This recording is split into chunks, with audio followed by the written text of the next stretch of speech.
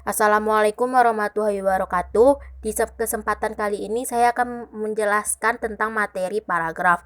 Nama saya Alifia Aziza Al-Fadil. Nomor induk mahasiswa 200450886. Mata kuliah Bahasa Indonesia. Dosen pengampu Dr. Siti Ainim Liusti SPDM Home. Seksi 202021281180. Jurusan Pendidikan Geografi Fakultas Ilmu Sosial Universitas Negeri Padang. Pengertian paragraf.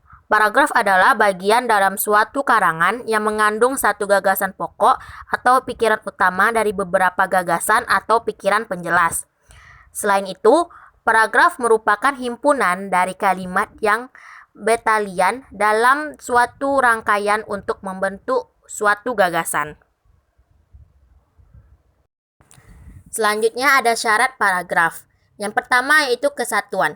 Yang dimaksud kesatuan yakni suatu paragraf harus dibangun dengan satu pikiran yang jelas. Satu pikiran tersebut diuraikan ke dalam bentuk pikiran pokok dan beberapa pikiran jelas. Hubungan pikiran yang satu dengan yang lainnya menandakan bahwa paragraf tersebut sudah mempunyai kesatuan. 2. Ada kepaduan atau koherensi. Kepaduan terwujud dari hubungan kompak antar kalimat pembentuk paragraf.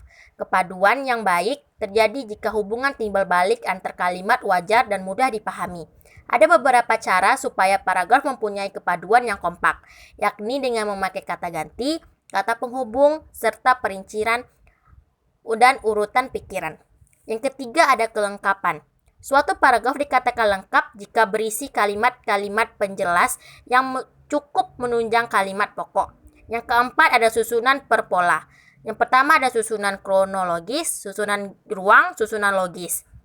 Sebuah paragraf harus memiliki susunan berpola agar tidak rancu maksud yang dikemukakan dalam paragraf.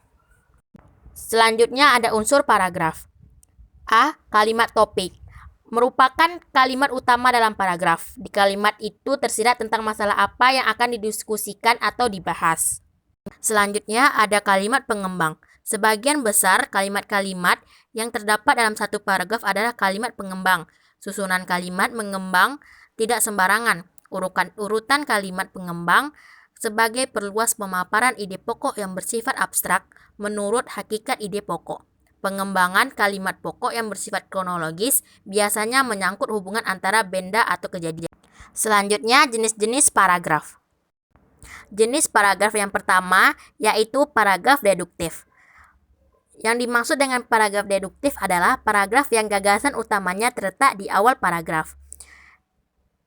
Gagasan utama atau pokok persoalan paragraf dinyatakan dalam kalimat pertama, seperti di dalam contoh berikut ini.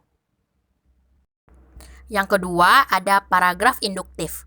Paragraf induktif adalah paragraf yang gagasan utamanya terletak di akhir paragraf. Mula-mula dikemukakan fakta-fakta ataupun uraian-uraian.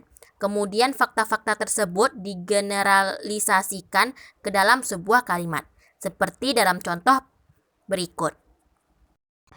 Yang ketiga, ada paragraf campuran. Paragraf campuran adalah paragraf yang gagasan utamanya terletak pada kalimat pertama dan kalimat terakhir. Yang keempat ada paragraf deskriptif atau naratif. Jenis paragraf ini gagasan utamanya tersebar pada seluruh kalimat. Paragraf ini tidak memiliki kalimat utama. Semua kalimatnya merupakan kalimat penjelas, seperti yang ada di dalam contoh berikut ini. Syarat-syarat penyusunan paragraf yang baik. Yang pertama, kepaduan makna atau koheren. Apabila ada kekompakan antara gagasan yang dikemukakan kalimat yang satu dengan yang lainnya. Yang kedua, ada kepaduan bentuk atau kohesif. Berkaitan dengan penggunaan kata-kata. Kohesifan ditandai. Yang pertama, hubungan penunjukan. Ditandai oleh kata-kata ini. Itu tersebut berikut tadi. Yang kedua ada hubungan pergantian. Saya, kami, mereka, kita, engkau, anda.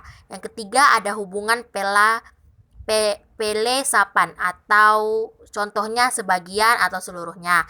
Yang keempat ada hubungan perangkaian. Contohnya lalu, kemudian, akan tetapi, sementara itu, selain itu, jadi, akhirnya. Terakhir ada hubungan leksikal. Contohnya itu pengulangan kata, sinonim, dan hiponim. Pola-pola pengembangan paragraf.